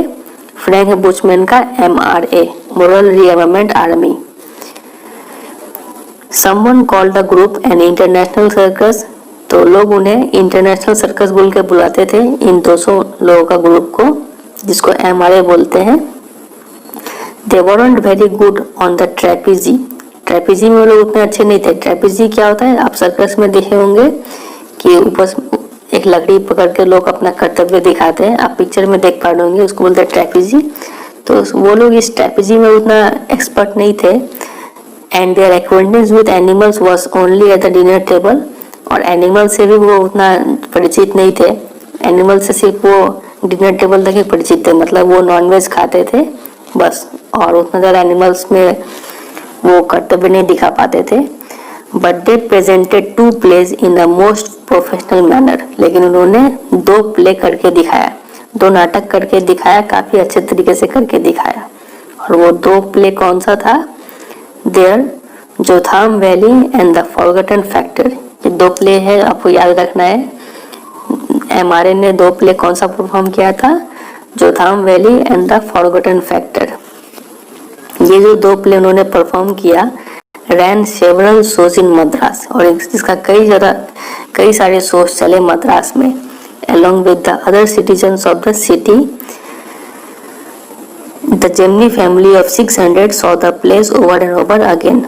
और मद्रास से कई सारे लोग तो देख ही रहे थे इस प्लेस को, और इसके साथ साथ जेमिनी स्टूडियोज में जो 600 लोग थे, वो 600 लोगों ने भी इस प्ले को कई बार देखा, over and over again। The message of the play were usually plain and simple homilies, और वो जो प्ले था जोथाम वैली और फॉरगॉटन फैक्टर, उस प्लेस का मैसेज काफ़ी सिंपल सा था। और होमिलीज मतलब कुछ रिलीजियस चीज़ के बारे में वो प्रीच करते थे, ठीक है, रिलीजियस संदेश देते थे। But the sets and the costumes were first rate, लेकिन वो लोग जो जैसे सेट का अरेंजमेंट करते थे और जो कॉस्ट्यूम पहनते थे वो काफ़ी फर्स्ट रेट था, अच्छा था। Madras and the Tamil drama community were terribly impressed, and for some years almost all Tamil plays had a scene of sunrise and sunset in the manner of Jotham Valley with a bare stage। तो लिखा गया है कि मद्रास और Tamil drama community जो था, ये लोग काफ़ी अच्छे से, काफ़ी बुरी तरीके से इम्प्रेस हो गए थे उस 2 प्ले से। और आगे आने वाले कई सालों तक उन्होंने जितने भी तमिल के प्ले होते थे उन सब प्ले में ये सीन होता था। वो सीन कौन सा था? Scene of sunrise and sunset in the manner of Jotham valley. जैसा जोथाम वैली में दिखाया गया था कि कैसे सनराइज हो रहा है, कैसे सनसेट हो रहा है, वो सीन तमिल के सभी प्लेज में हमें देखने को मिला आगे आने वाले कई सालों में। और वो सीन में क्या होता था? विथ अ बेयर स्टेज, खाली स्टेज होता था, and a white background curtain, और पीछे में एक सफेद कलर का पर्दा होता था, and tune played on a flute, और एक बांसुरी में एक ट्यून बजता था, और सनराइज होता था और सनसेट होता था। तो ये सीन तमिल प्लेज में भी हमें देखने को मिला। और ये सीन आया कहाँ से था, जोताम वैली से। वो लोगों ने कॉपी किया था, तमिल लोगों ने। It was some years later that I learned that MRA was a kind of counter movement to international communism. और कई कुछ सालों बाद लेखक को ये समझ में आया कि वो जो MRA आया था, MRA का फुल फॉर्म क्या था, मॉडल रिआर्मेंट आर्मी। ठीक है, ये जो MRA आया था उसका उद्देश्य क्या था, was a kind of counter movement to international communism. ये लोग ये संदेश देने आए थे कि इंटरनेशनल कम्युनिज्म को वो लोग काउंटर करने आए थे, मतलब उसको अरेस्ट, उसको रोकने आए थे। ठीक है, and the big bosses of Madras like mister Vasan simply played into their hands. और मद्रास के बड़े बड़े बॉस जैसे कि मिस्टर वासन थे, वो सिंपली उनके हाथों का एक खिलौना बन गए। मतलब ऐसा लग रहा था कि MRA वाले लोगों ने मिस्टर वासन को यूज कर लिया अपने मोटिव के लिए। मतलब MRA का मोटिव क्या था, उनका मोटिव था कि कम्युनिज्म के खिलाफ उन्हें एक मैसेज देना था। ठीक है, और ये मैसेज देने के लिए उन्होंने एक प्ले का सहारा लिया था। और वो दो प्ले कौन से थे, जोथाम वैली और कौन सा था दूसरा वाला, द फॉरगॉटन फैक्टर। ये दो प्ले के सहारे उन्होंने एक मैसेज दिया था कि कम्युनिज्म को कैसे रोका जाए।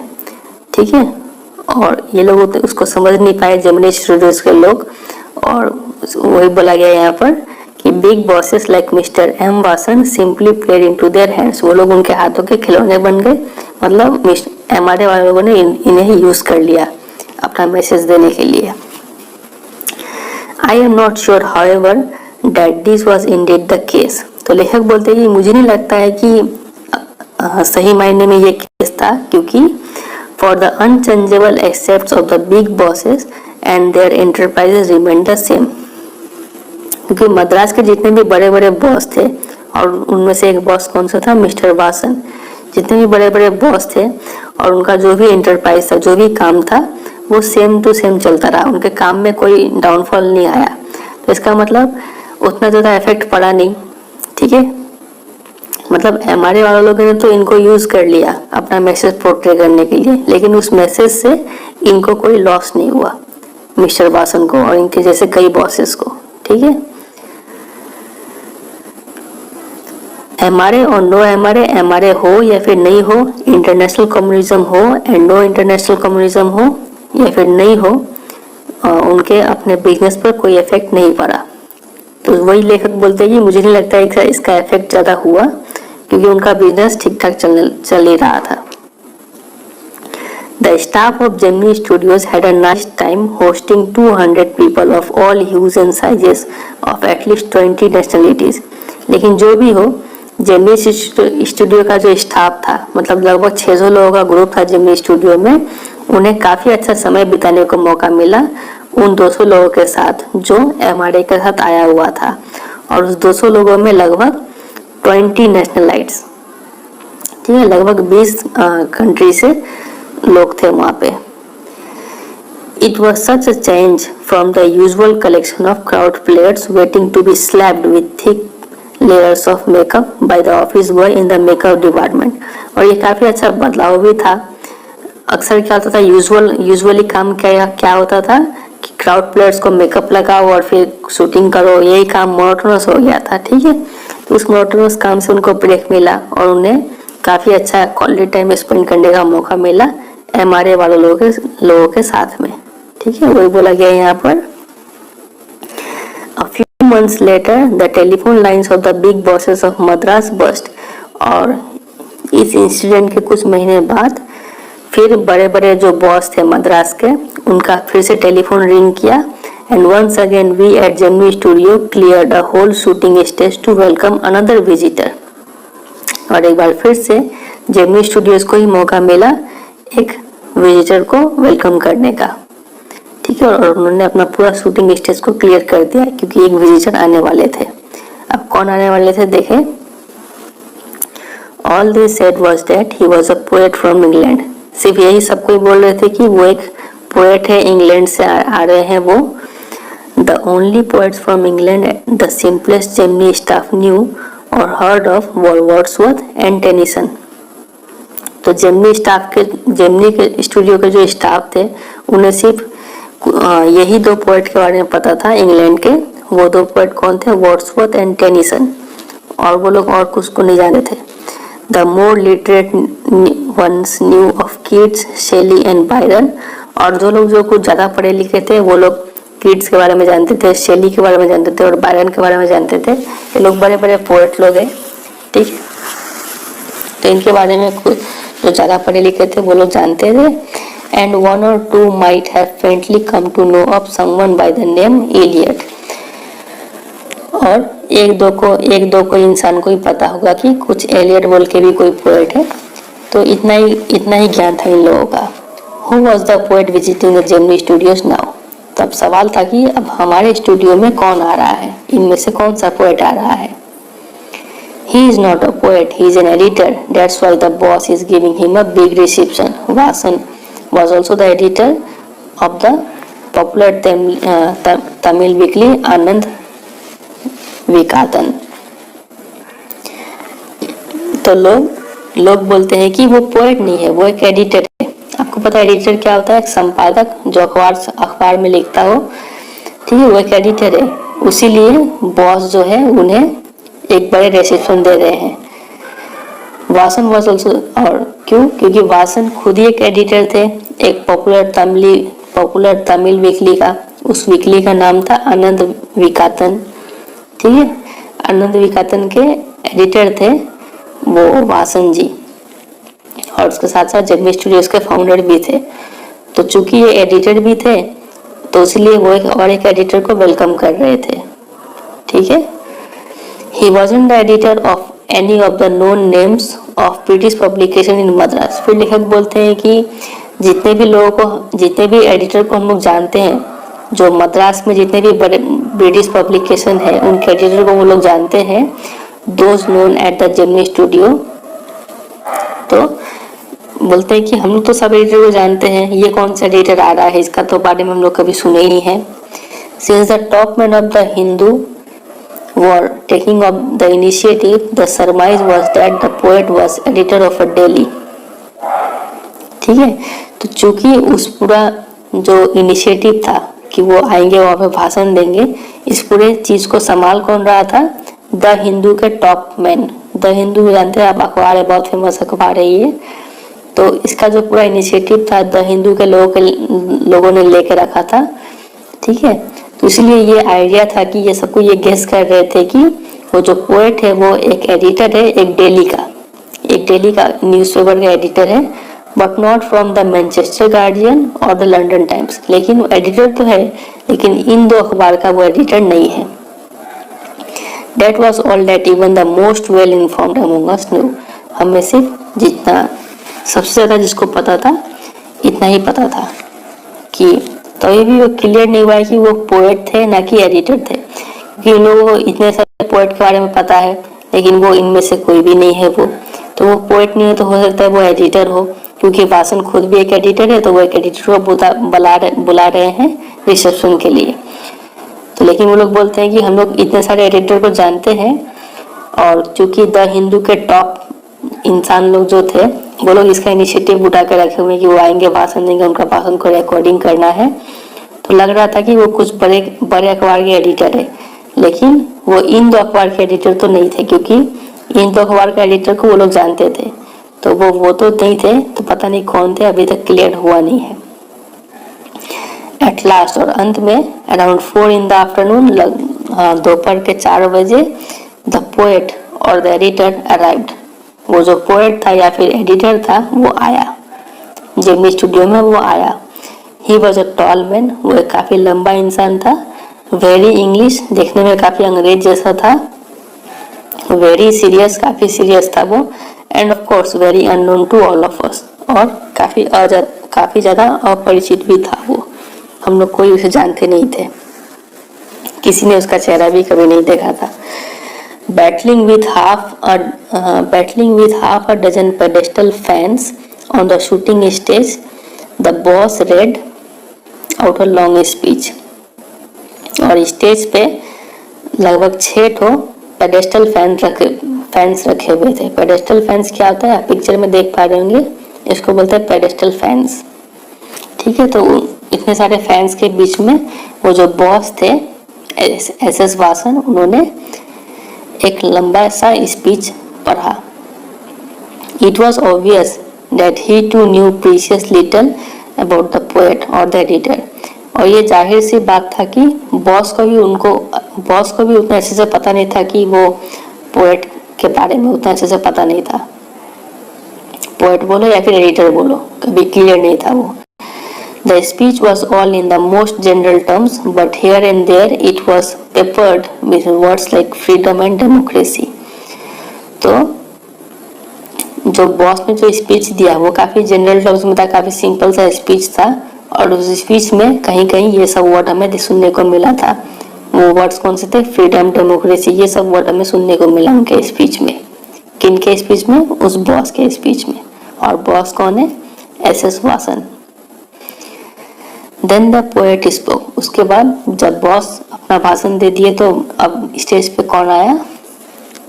वो पोएट आया, पोएट या फिर एडिटर बोल लीजिए। He could not have addressed a more dazed and silent audience. उस पोएट ने अपने लाइफ में कभी भी इतना ज्यादा डेज्ड मतलब कंफ्यूज और शांत ऑडियंस को कभी एड्रेस नहीं किया होगा। No one knew what he was talking about. किसी को समझ में नहीं आ रहा था कि वो क्या बोल रहा है। And his accent defeated any attempt to understand what he was saying. और जो कोई भी वो कोशिश भी कर रहा था कि हम कुछ समझे कि वो क्या बोल रहा है, लेकिन उसका एक्सेंट ही ऐसा था, बोलने का तरीका ही ऐसा था कि कोई उसको समझ नहीं पा रहा था। मतलब अंग्रेजी में बोल रहा था, वो इंग्लिश भी काफी टफ बोल रहा होगा। The whole thing lasted about an hour. और ये पूरा घटना 1 घंटा तक चला, पूरा कार्यक्रम 1 घंटा तक चला। Then the poet left, और उसके बाद वो पोएट वहां से चला गया। And we all dispersed in utter bafflement. और हम सभी बेचैन होके वहां से उठ पड़े और हताश निराश सब थे। What were we doing? और सब पूछ रहे थे कि हम लोग कर क्या रहे हैं। What are we doing? हम लोग कर क्या रहे हैं। What is an English poet doing in a film studio which makes Tamil films for the simplest sort of people? एक स्टूडियो, वो स्टूडियो जिसमें तमिल फिल्म्स बनता हो ऑर्डिनरी पीपल के लिए, उस स्टूडियो में एक इंग्लिश पोएट का क्या काम? People whose lives least afforded them the possibility of cultivating a taste for English poetry. और वो जो पीपल थे उनका लाइफ ऐसा था कि वो कभी अफोर्ड ही नहीं कर सकते थे कि वो एक इंग्लिश पोएट्री को समझे या फिर उसका लुत्फ उठाए। The poet looked pretty baffled too. और जो पोएट जो था जिसने भाषण दिया था आके, जो इंग्लैंड से आया हुआ था, वो पोएट भी काफी कंफ्यूज था। For he too must have felt the sheer incongruity of his talk about the thrills and travels of an English poet.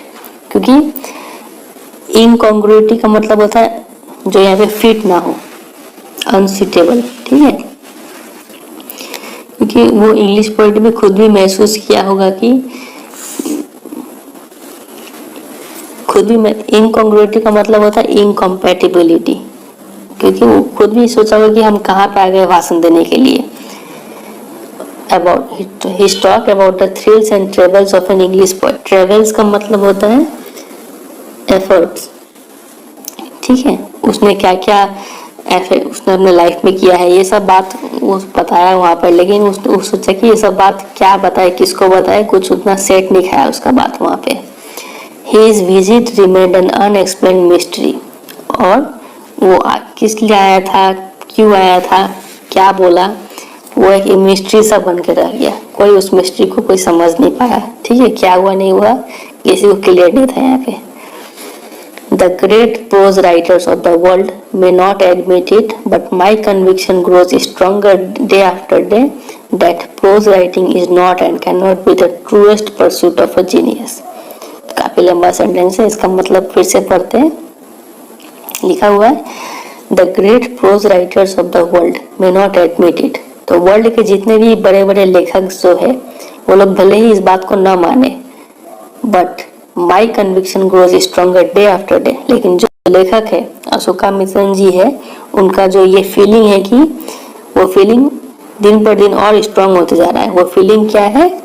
वो फीलिंग ये है कि that prose writing is not and cannot be the truest pursuit of a genius। कि ये जो story writing जो है वो पहले भी नहीं था और अभी भी नहीं होगा एक जीनियस का काम। मतलब एक जीनियस लोगों के लिए स्टोरी राइटिंग चीज नहीं है। तो स्टोरी राइटिंग किसके कैसे लोगों के लिए है?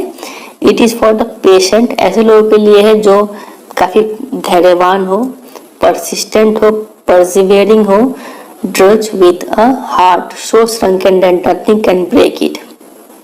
ऐसे इंसान के लिए है प्रोज राइटिंग जो पेशेंट हो, परसिस्टेंट हो, परसिवियरिंग हो। परसिवियरिंग का मतलब होता है जो बार बार कोशिश करे, ठीक है, फेल होने के बाद भी वो कोशिश करे, उसको बोलता है परसिवियरिंग। और ड्रेस का मतलब होता है a person made to do hard manual work, ठीक है। ऐसे इंसान के लिए है जो कोई भी छोटा छोटा काम कर ले, उसको बेइज्जती कितना भी बेइज्जती कर लो लेकिन वो फिर भी अपने काम में ना रुके, ठीक है। ऐसे इंसान के लिए है प्रोज राइटिंग। और उसका दिल इतना मजबूत होना चाहिए, संकन मतलब सिकुड़ा हुआ होना, छोटा होना चाहिए, that nothing can break it, कोई उसको तोड़ ना पाए। दिल कठोर होना चाहिए उसका जो प्रोज राइटिंग करता हो। Rejection slips don't mean a thing to him. ऐसे इंसान के लिए है जिसके लिए अगर कोई रिजेक्ट भी कर दे तो उसके लिए कुछ फर्क ना पड़े उसको, ठीक है। He at once sets about making a fresh copy of the long prose piece and sends it to another editor, enclosing postage for the return of the manuscript। काफी अच्छा लाइन है ये। बोला गया है कि प्रोज राइटिंग ऐसे इंसान के लिए है जो उसको कोई अगर रिजेक्ट भी कर दे तो वो उसके लिए ज्यादा वो दिल में दुख ना मनाए, ठीक है। और वो क्या करे, तुरंत ही उसको एक और फ्रेश कॉपी, एक बड़ा सा स्टोरी का प्रोज पीस का, प्रोज मतलब स्टोरी, ठीक है, एक बड़ा सा स्टोरी का एक फ्रेश कॉपी लिखना चाहिए उसे और उसको सेंड करना चाहिए एक किसी दूसरे एडिटर के पास। मतलब एक एडिटर ने उसके स्टोरी को रिजेक्ट कर दिया तो तुरंत ही उसको एक नया फ्रेश कॉपी लिख के एक दूसरे एडिटर को सेंड करना चाहिए। और सेंड करते वक्त उसमें पोस्टेज, आपको पता है कि जब लेटर सेंड करते हैं तो उसमें स्टैंप लगाना होता है कुछ रुपए का, तो उसमें रिटर्न के लिए भी पोस्टेज लगा के भेजना चाहिए, ठीक है, क्योंकि उसको अगर पसंद ना आए तो वो चुपचाप रिटर्न कर दे। इतना हिम्मत होना चाहिए एक इंसान में अगर वो असली मायने में प्रोज राइटिंग करना चाहता है तो इसलिए हमें बोला गया है कि pros writing is not and can not be the truest pursuit of a genius. तो ये जो राइटर का फीलिंग है कि एक जीनियस लोगों के लिए नहीं है प्रोज राइटिंग, ये ऐसे लोगों के लिए है जो पेशेंट है, परसिस्टेंट है, परसिवियरिंग है, जिसका हार्ट संकन हो और रिजेक्शन स्लिप से उनको कोई फर्क ना पड़े और वो तुरंत ही एक फ्रेश कॉपी भेजे एक दूसरे एडिटर को और उसके साथ साथ पोस्टेज स्टैंप रिटर्न के लिए भी भेजे, ठीक है। ऐसे इंसान के लिए है प्रोज राइटिंग। तो ये फीलिंग था अशोकामित्रन का, तो ये फीलिंग उनका दिन पर दिन स्ट्रांग होते जा रहा था। It was for such people that The Hindu had published a tiny announcement in an insignificant corner of an unimportant page, a short story contest organized by a British periodical by the name The Encounter। और ऐसे ही लोगों के लिए एक बार the Hindu अखबार में एक announcement छपा था, एक इनसिग्निफिकेंट कॉर्नर में ऑफ एन अनइम्पोर्टेंट पेज। एक काफी अनइम्पोर्टेंट सा पेज था अखबार में, उस पेज में एक कोने में एक एडवर्टीजमेंट छपा हुआ था। क्या था उस एडवर्टीजमेंट? लिखा था कि एक शॉर्ट स्टोरी कंटेस्ट होने वाला है और उस कंटेस्ट को ऑर्गेनाइज कौन कर रहा है? एक British periodical by the name the encounter. The encounter नाम का एक पीरियोडिकल था। पीरियोडिकल मतलब होता है एक मैगजीन जो रेगुलरली प्रोड्यूस्ड हो, साप्ताहिक मैगजीन होता होगा, ठीक है। तो एनकाउंटर नाम का एक मैगजीन पीरियोडिकल था, वो एक कॉन्टेस्ट ऑर्गेनाइज कर रहा है और उस कॉन्टेस्ट में करना क्या था? एक शॉर्ट स्टोरी लिखना था, ठीक है। तो ऐसे लोगों के लिए कॉन्टेस्ट निकला हुआ था। Of course the encounter wasn't a known commodity among the Gemini literati. तो जेमिनी स्टूडियोज में जितने भी पोएट्स और लेखक लोग जो थे उनके लिए ये जो नाम था द एनकाउंटर, उनसे वो लोग परिचित नहीं थे, किसी को पता नहीं था कि द एनकाउंटर क्या है। I wanted to get an idea of the periodical before I spent a considerable sum in postage sending a manuscript। तो जो हमारे लेखक है अशोका मित्रन, वो भी क्या किए, पहले इस पीरियोडिकल के बारे में जानने का कोशिश किए, क्योंकि जब वो अपना शॉर्ट स्टोरी को भेजेंगे तो उसको भेजने के लिए कुछ तो पोस्टेज लगाना होगा, पैसा लगाना होगा। तो सोचते कि पैसा लगाने से पहले एक बार जान लेते हैं इस पीरियोडिकल के बारे में। पीरियोडिकल का नाम क्या है, द एनकाउंटर, ठीक है। और ये एक कॉन्टेस्ट ऑर्गेनाइज कर रहा है, शॉर्ट स्टोरी कंटेस्ट, ठीक है। तो उस कंटेस्ट में लेखक भी भाग लेने जा रहे थे, अशोका मित्रन जी, ठीक है। तो बोलते कि भाग लेने से पहले, मतलब स्टोरी सेंड करने से पहले उन्हें कुछ आइडिया चाहिए था इस द एनकाउंटर के बारे में, मतलब ये कैसा है क्या नहीं है, ये चीज वो पता करने के लिए सोचे। To England.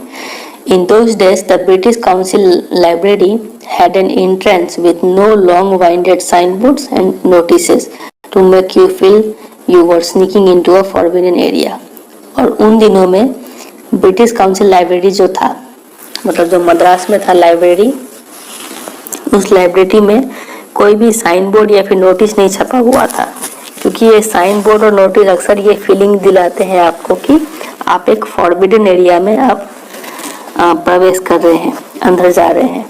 तो ये साइन बोर्ड और नोटिस नहीं था, तो लेखक काफी फ्रीली उस लाइब्रेरी में जाते हैं।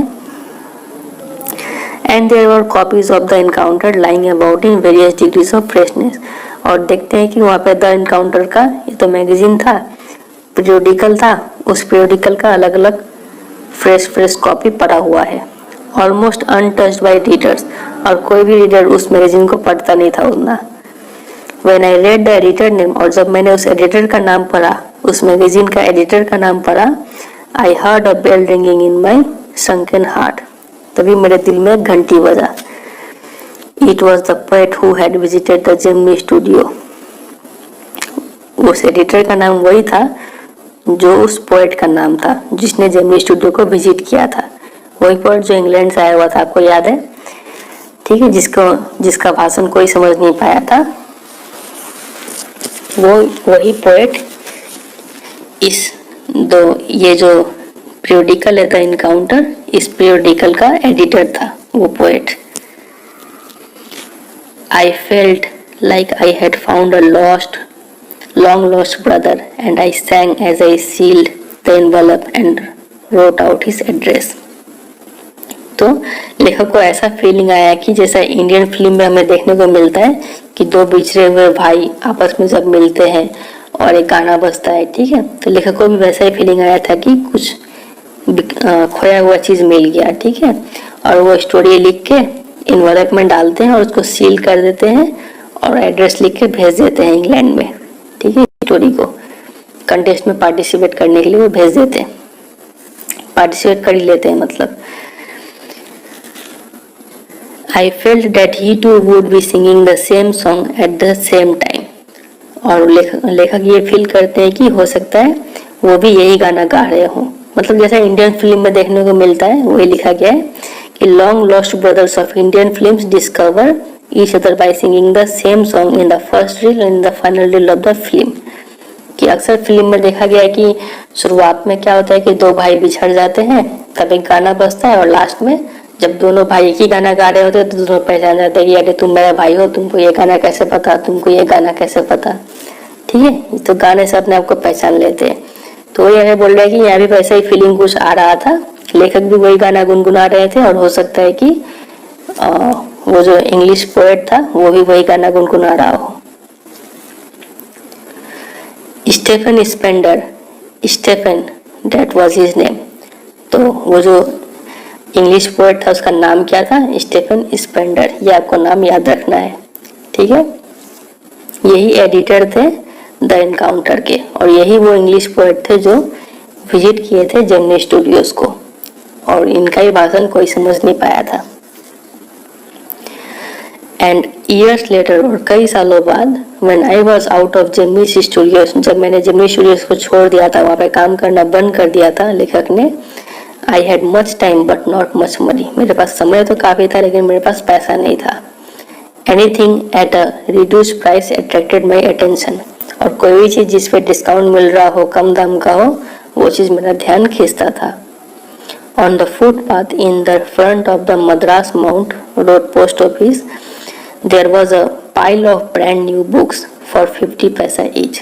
तो वो देखते हैं कि इस पोस्ट ऑफिस के सामने फुटपाथ पे एक पाइल, एक ढेर पड़ा हुआ है नए बुक्स का, और हर एक बुक का दाम 50 पैसा था, 50 पैसा। Actually they were copies of the same book an elegant paperback of American origin. तो वो जो ढेर था, पाइल था बुक का, वो सब बुक एक ही बुक का कॉपी था, और वो अमेरिकन ओरिजिन का पेपर बैक। पेपर बैक क्या होता है? ऐसा बुक जिसमें कवर सॉफ्ट हो, ठीक है। दो टाइप का बुक होता है, एक हार्ड कवर, एक होता है पेपर बैक, ठीक है। हार्ड कवर मतलब ऊपर में बहुत ही हार्ड कवर होता है ऊपर में, और नॉर्मली जो हम लोग का बुक मिलता है, आपका जो इंग्लिश का बुक है फ्लेमिंगो, उसको हम लोग बोलेंगे पेपर बैक, ठीक है। तो वो पेपर बैक अच्छा क्वालिटी का था, अमेरिकन ओरिजिन का था, अमेरिकन पेपर था वो। Special low priced student edition in connection with the 50th anniversary of the Russian revolution. चूंकि रशियन रिवॉल्यूशन का 50 साल हो गया था, तो इसीलिए स्टूडेंट एडिशन था वो, और काफी कम दाम में वो बिक रहा था वो। आई पेड 50 पैसा and picked up a copy of the book. तो लेखक ने 50 पैसा पे किया और वो बुक खरीद लिया, और उस बुक का नाम क्या था? The God that failed. काफी फेमस बुक है ये, बुक का नाम आप याद रखिएगा, the God that failed. 6 eminent men of letters in 6 separate essays described their journeys into communism and their disillusioned return। तो 6 बहुत ही famous persons, man of letters, man of letters का मतलब होता है एजुकेटेड पर्सन। तो 6 educated persons in 6 separate essays, 6 लोगों ने 6 ऐसे लिखा हुआ था, और 6 ऐसे में डिस्क्राइब किया हुआ था कि उन्होंने कैसे कम्युनिज्म में पहले एंट्री किया और फिर उन्होंने कैसे वहां से रिटर्न किया, ठीक है। मतलब कम्युनिज्म को अच्छा समझ के वो लोग पहले उसको कम्युनिज्म को फॉलो किए, और फिर बाद में वो देखे कि कम्युनिज्म काफी बुरा है, उससे वो वापस फिर लौट के आए। तो ये चीज को 6 लोगों ने, 6 राइटर ने डिस्क्राइब किया हुआ था इस बुक में, और उस बुक का नाम क्या था? The God that failed. और वो 6 राइटर कौन से थे? ये लोग थे Henry Gide, Richard Wright, Ignazio Silone, Arthur Koestler, Louis Fischer and Stephen Spender. तो उनमें से एक था हमारा स्टेफन स्पेंडर भी थे, ठीक है। इनको तो आप पहचानते हैं, ये द एनकाउंटर के एडिटर है। और लुइस फिशर को भी आप जानते होंगे, द इंडिगो जो स्टोरी आपने पढ़ा था उसके ये राइटर थे। तो ये 6 लोगों ने मिलके उस 6 ऐसे को लिखा हुआ था। सडनली स्टेफन स्पेंडर, फिर बोलते Stephen Spender, suddenly the book assume tremendous significance. तो जैसे ही लेखक ने ये जो नाम पढ़ा स्टेफन स्पेंडर, ये नाम पढ़ते ही लेखक के अंदर काफी ज्यादा उस बुक का वैल्यू बढ़ गया, ठीक है। तो क्योंकि जाना पहचाना लोग उसने लिखा हुआ था उस बुक को। Stephen Spender the poet who had visited Gemini Studio, मतलब ये वही स्टेफन स्पेंडर है जिसने जेमिनी स्टूडियो को विजिट किया था, और यही स्टेफन स्पेंडर द एनकाउंटर का एडिटर भी है। और द एनकाउंटर ने ही एक शॉर्ट स्टोरी कंटेस्ट निकाला था जिसमें लेखक ने भी पार्टिसिपेट किया था। In a moment I felt a dark chamber of my mind lit up by a hazy illumination। और कुछ ही क्षणों में मेरा जो अंधेरा था, जिसमें मेरा जो दिमाग था जिसमें जो कालापन छाया हुआ था, उस कालेपन में एक हेजी इल्यूमिनेशन, एक हल्का सा लाइट आया, मतलब दिमाग में कुछ अच्छा एनर्जी आया। The reaction to Stephen Spender at Gemini studio was no longer a mystery. अब लेखक को समझ में आया कि स्टेफन स्पेंडर का जो की तरफ जो लोगों का रिएक्शन था वो एक मिस्ट्री नहीं रहा, वो मिस्ट्री सुलझ गया था। लोगों को समझ में आ गया कि क्यों लोगों ने उनका भाषण नहीं समझ पाए थे, ठीक है। कि उनका भाषण समझ नहीं पाए थे, क्योंकि वो लोग क्यों आए थे वहाँ पे, स्टीफन स्पेंडर विजिट क्यों किए थे जेमिनी स्टूडियो। इसका कारण ये था कि ये लोग भी तो क्या किस चीज से पीड़ित है, कम्युनिज्म से पीड़ित है। पहले लोग कम्युनिज्म में एंटर किए थे, फिर ये लोग वहां से फिर वापस आए, ठीक है। और साउथ इंडिया के लोग भी ज़्यादा कम्युनिज्म को हेट करते थे, तो दोनों का फीलिंग यहाँ मिल रहा था, ठीक है। तो इसी चीज़ को और प्रमोट करने के लिए स्टीफन स्पेंडर आए हुए थे जेमिनी स्टूडियो में। तो वही अब बोल रहे कि लेखक को आप समझ पाया कि वो एक मिस्ट्री नहीं था। The boss of the Gemini Studios may not have much to do with Spender's poetry, but not with his God that failed. तो जेमिनी स्टूडियो के जो बॉस थे एस वासन जी, उनका कोई लेना देना नहीं था स्टीफन स्पेंडर के पोएट्री से, लेकिन उनका लेना देना था उस बुक से जिस बुक का नाम था गॉड दैट फेल्ड। मतलब क्योंकि उस बुक में भी क्या फीलिंग दिखाया गया था कि कम्युनिज्म को कैसे पहले उन लोगों ने फॉलो किया, फिर कैसे उसको छोड़ा। मतलब कम्युनिज्म का डिसएडवांटेज बताया गया था उस बुक में।